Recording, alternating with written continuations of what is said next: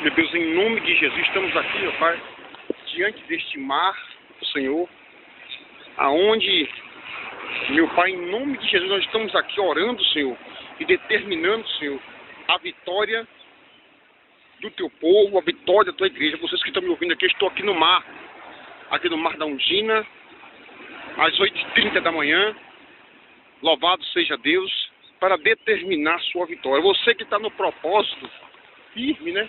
Você que está no propósito firme desta campanha, lá de Lauro de Freitas, né? Dessa campanha da virada, pode ter certeza de uma coisa: se você for fiel, você vai receber a virada. Estamos aqui determinando. Eu estou aqui, meu Pai, em nome de Jesus, para te pedir para que o Senhor venha, meu Pai, manifestar o Teu poder dentro da igreja, Senhor. Para que o Senhor venha andar, meu Pai, em nome de Jesus. Que o Senhor dá em nome do Senhor Jesus, para que o Senhor venha dar, Pai, em nome de Jesus, milagres e prodígios sobre a Tua igreja.